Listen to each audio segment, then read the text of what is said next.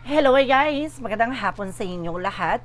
I am Chirigas from my Sagari channel, a faith healer, also a tarot reader. So ngayong hapon na to, tignan natin ano kayang gusto sabihin sa inyo ng ating mga gabay. So this is a weekly gabay for the month of February 1 hanggang February 7 for the sign of Libra. So Libra, welcome sa my channel.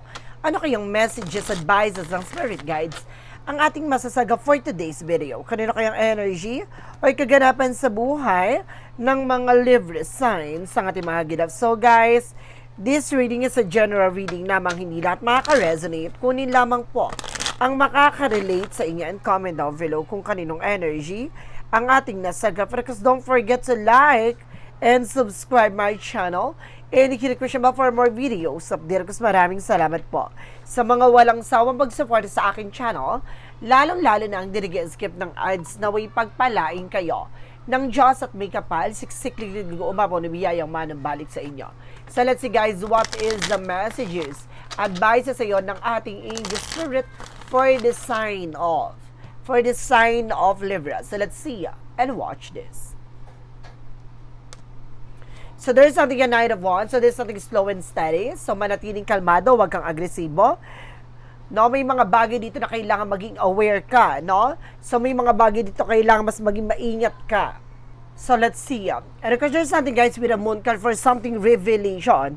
No, may mga bagay na maaring ma-reveal, no? May mga bagay na maaring matuklasan mo, may mga bagay pang malalaman, pero unti-unti lang, no, gamayan mo lang, no? Kasi may mga bagay dito na maaring matuklasan mo sa sarili mo, ma-discover mo on your own.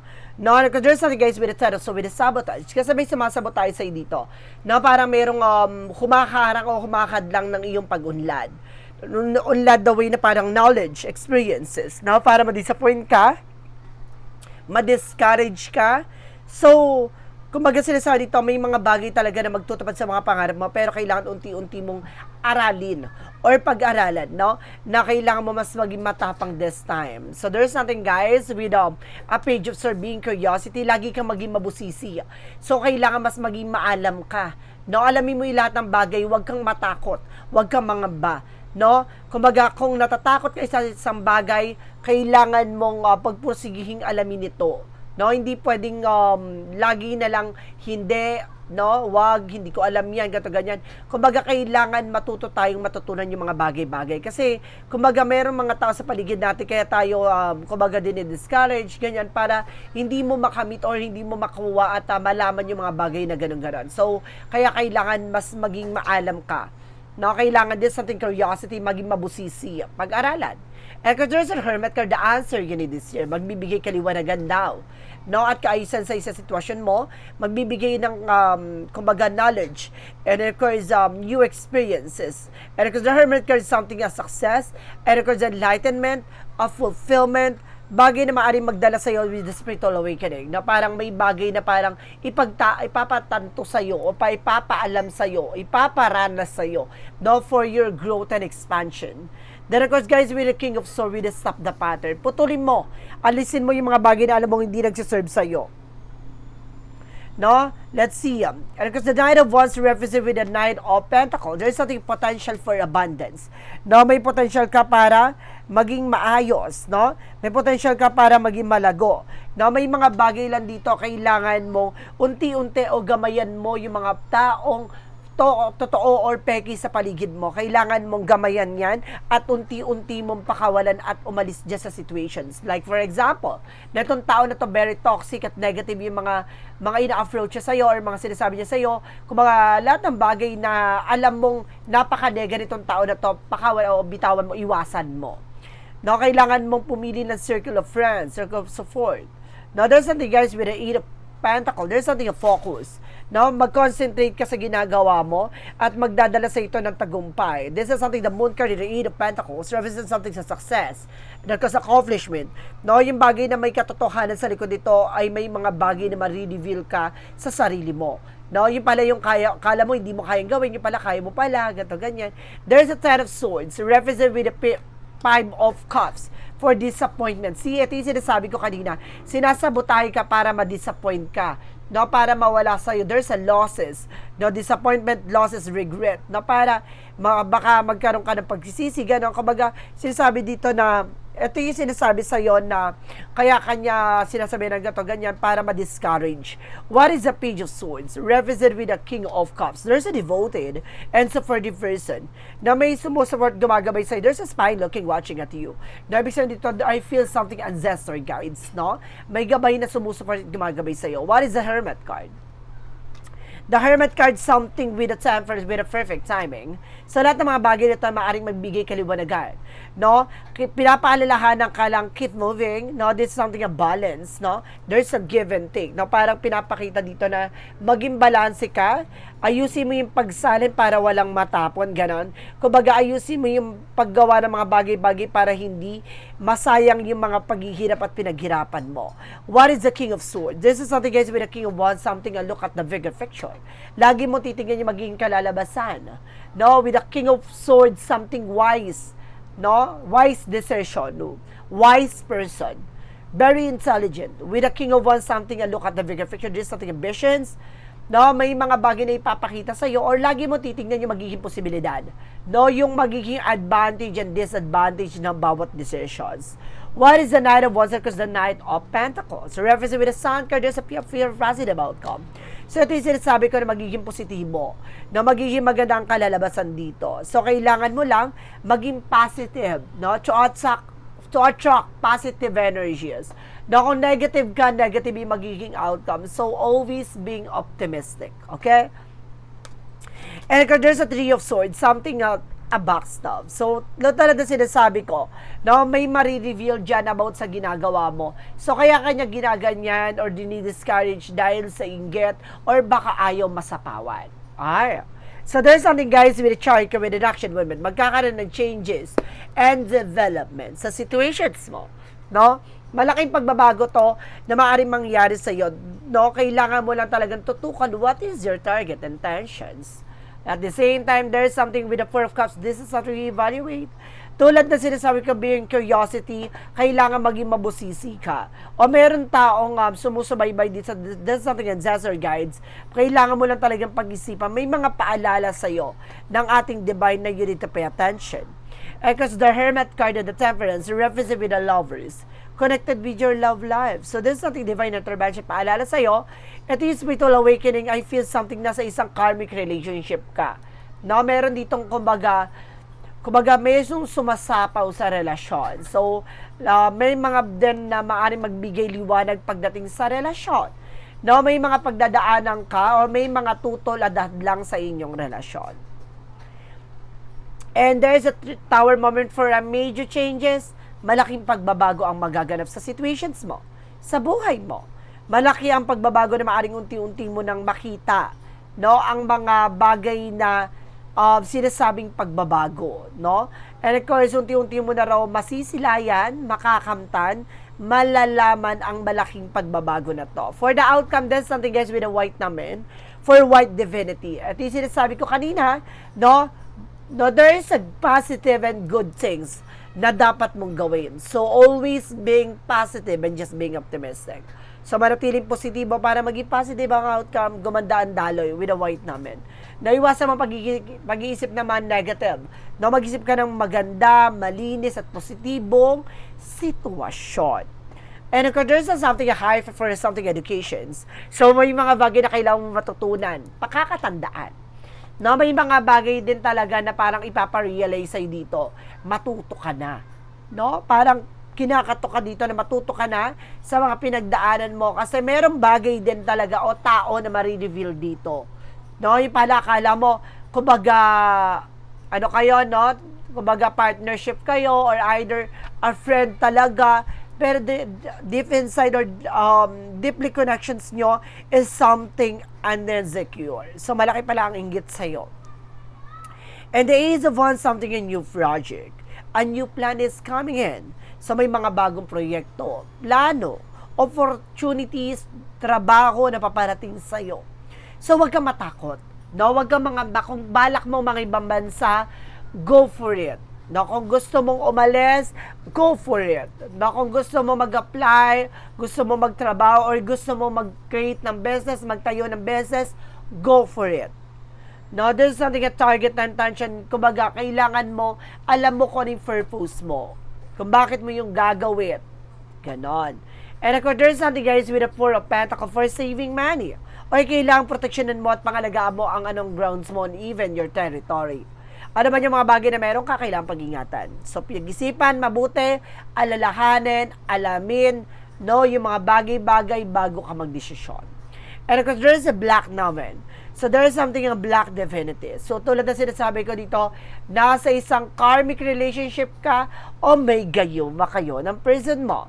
Kaya may mga paalala sa'yo dito. There's a divine intervention na lahat ng mga bagay na nangyayari sa iyong relasyon, it's all about spiritual growth. Dahil merong black magic na para imulat sa'yo, lahat ng mga bagay na nangyayari sa'yo, it's not coincident. No? Kumbaga, there's a gift from the universe na para malaman mo na hindi siya natural. No? Hindi siya organic. No? There's a doing a spiritual attack. No? Ginagawang ka dito ng hindi maganda. And of course, there's a Queen of Cups, emotional and intelligent. Pagdating sa emosyon, mas maging wise ka. No? Mas maging matalino ka. Mas maging balanse ka. Pagdating sa emosyon, huwag ka padadala ng tensyon. Okay? So, let's see what is additional messages. Pagdating sa finances and career, love life, at kalusugan. Let's watch this. So, nandito na tayo guys sa chapter na to with finances and career, love life, at kalusugan.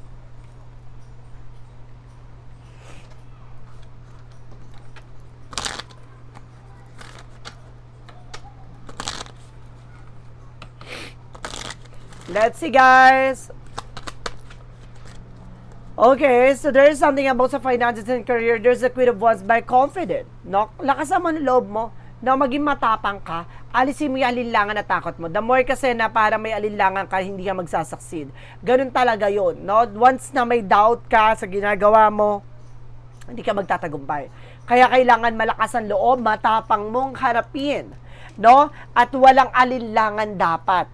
No? Kumbaga, kailangan alam mo yung ginagawa mo.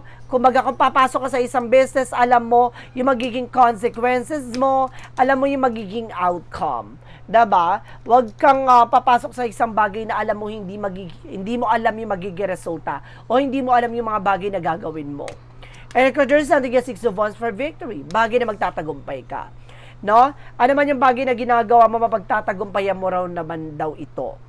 And of course, there's the Page of Wands by goodness. May magandang balita. No, may magandang impormasyon na paparating daw sa iyo dito. No, may magandang bagay na maaaring mangyari. No, there is something, a phone call messages, there's a lot of transaction coming in. And of course, there's a Ace of Pentacles. Wow. This is something, a big shot. A big money coming in, no? Maaaring kung ikaw ay may business, malaking opportunities daw na darating o malaking benta, malaking salary or malaking profit na papasok. Kung ikaw ay naman yung trabaho international, kumaga maraming bagay na maaaring magdala sa'yo ng malaking pera. Then of course, there's a 3 of Pentacles for collaborations, communications, transactions, no? Maraming bagay na maaaring magdala sa'yo dito ng, kumbaga, a lot of money, no? Magdadala sa'yo ng, kumbaga, partnership. No, there's a lot of collaborations, communications, transactions. And if there's a Four of Swords, something rest. So, kailangan mo rin magpahinga ha. Nag-go-over, patig ka.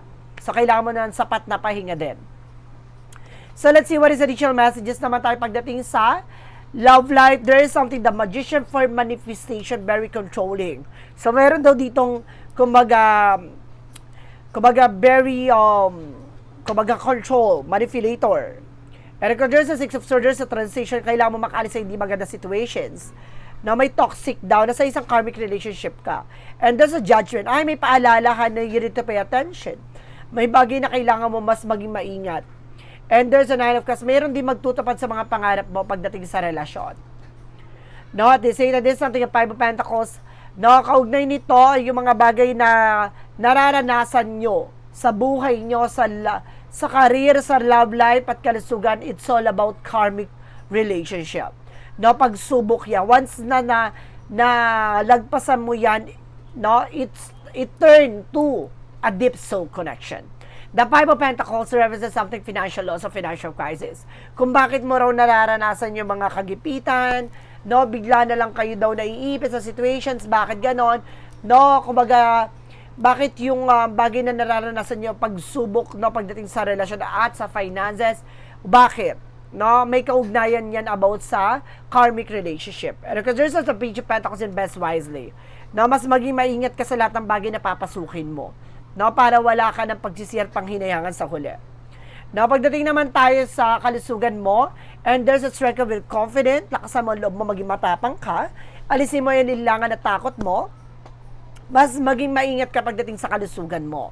And the Ace of Cups, no, drink some water. No, kumbaga kailangan mo dito na maraming water din. At the same time, you are also dehydrated. No, kailangan hydrated ka lagi. Because there's something at Ten of Pentacles represent, guys, for long term, na magiging mag-ayos at magiging maganda ang kalusugan mo, napapalibutan ka ng mga good energies. And because there's something at Eight of Swords, no, ibig sabihin dito, may mga gabay ka dito, pero may mga tao rin sa paligid mong toxic at negative na parang ayaw masapawan. Alam mo, you're feeling imprisonment. You're feeling abandonment. No, dahil may mga bagay dito na maaring ginagawang ka ng hindi maganda para hindi ka makapagtrabaho na maayos. No, kumbaga pinupunto ko dito is something na may gumagawa sa'yo. Nalalabo yung mata mo, at the same time, parang lagi, may mga nakatarak sa katawan lupa mo, ganon. And of course, there's the Queen of Swords, there's a clear the boundaries. So, kailangan mo linisin niya sa paligid mo, or kailangan mo matanggalin yung mga bagay na makakasira at makakasama sa kalusugan mo. Iwasan mo, tantanan mo yung mga unhealthy foods, iwasan mo yung mga nakasanayan mo, no, yung habits mo, mga unhealthful habits. And there's something that full card for something in your beginning. No, there is something in your beginning coming in. Ibig sabihin, may pag-asa, magiging magandang kalusugan mo, magiging magandang kalagayan mo. Okay, so guys, let's proceed na tayo sa ating mga gabay. So, mga angels, messages, and advices. And of course, the pick a yes or no. So, let's watch this. Na-miss nyo ba yung reading ko, guys? Please comment down below. Kung isa ka sa subscribers ko na matagal na nanonood ng aking mga videos, please comment down below. So, let's see what is the Money Move Oracle deck. And there's a wellness. Oh, kailangan mo na exercise. No, live a healthier lifestyle. So, meron talagang mga hindi magagandang ginagawa or nakasanayan mong ginagawa sa pagkain, no, sa buhay, na kailangan mabago. Kailangan mo ng exercise, diet, something like that, na kailangan mo talagang mas maging malakas at palakasin ng iyong immune system. And there's a spiritual work. I told you so. Ibig sabihin talaga dito, na pagdating sa career and finances mo, there's something na may gumagambala talaga sa inyo. Kaya parang puro kamalasan. No? Puro kaalatan na nangyayari sa inyo situations. What is an angel's number? Represent with 1111, wish coming true. So, may mga bagay din talaga na matutupad na.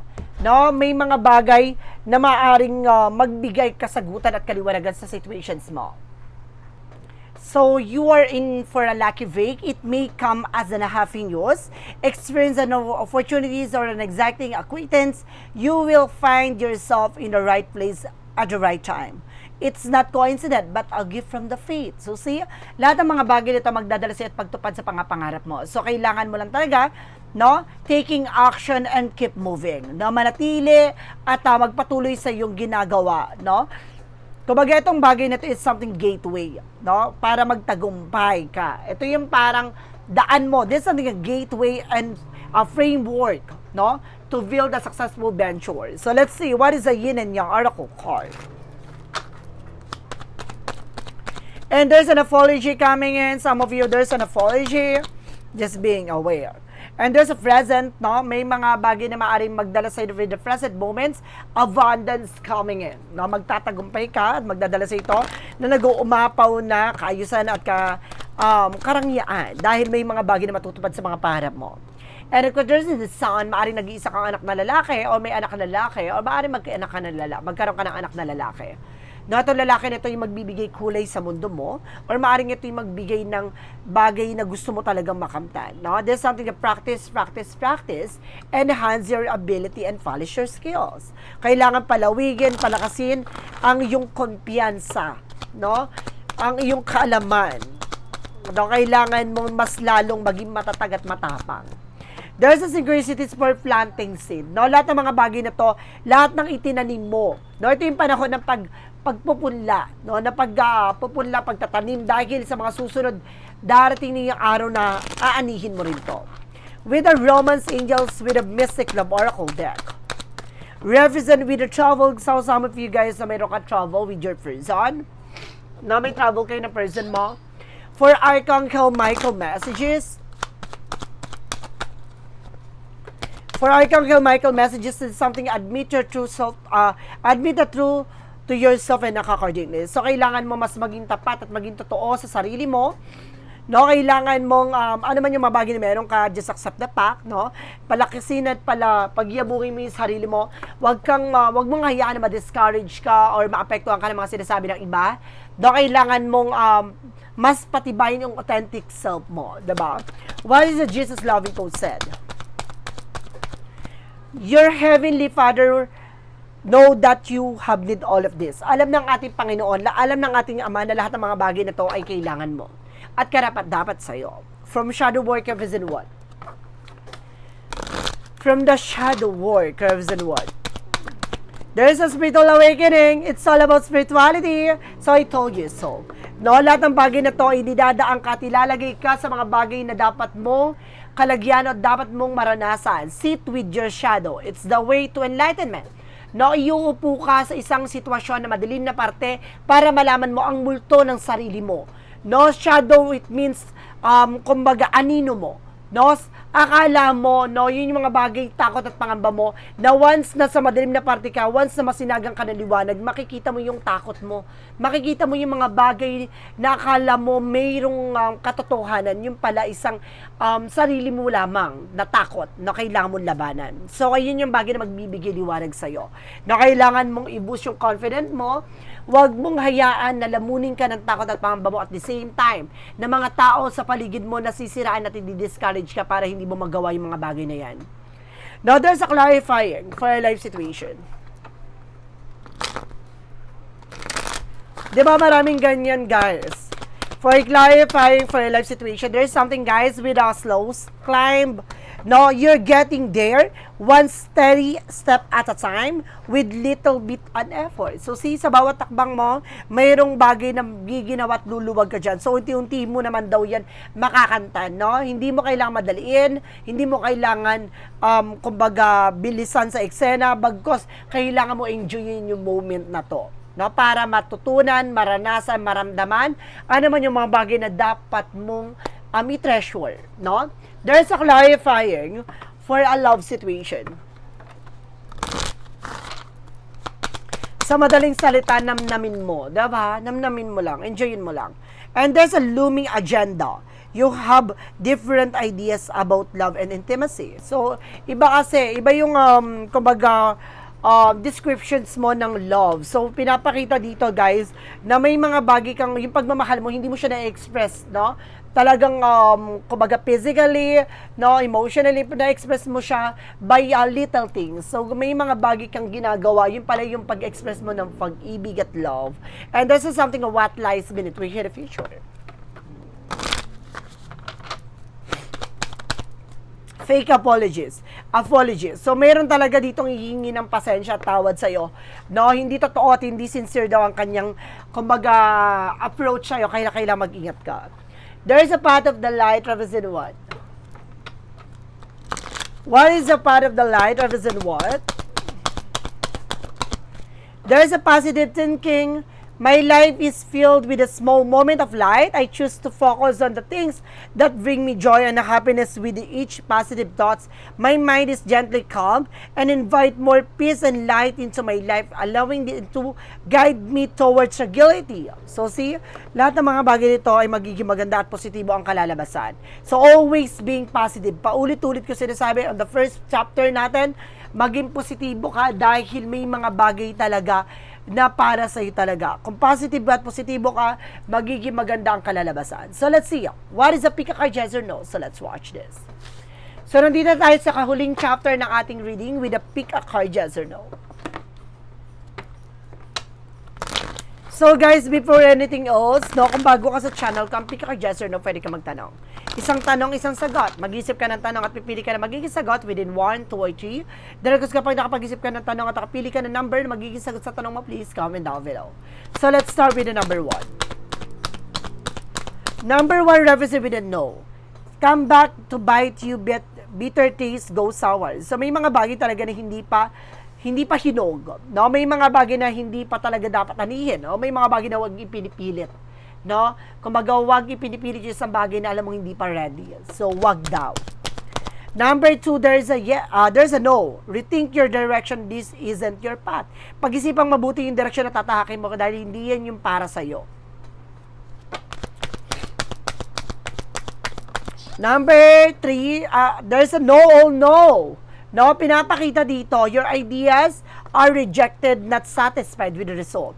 Ibig sabihin dito, no, kumbaga yung iniisip mo ay maaaring hindi tutugma at hindi magiging maganda ang resulta, tantanan mo.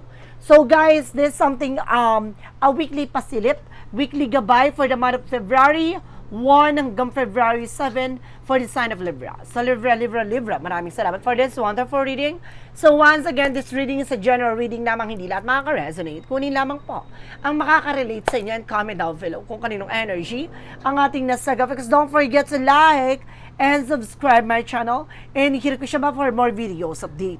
Daragas maraming salamat po sa mga walang sawang pag-support sa aking channel.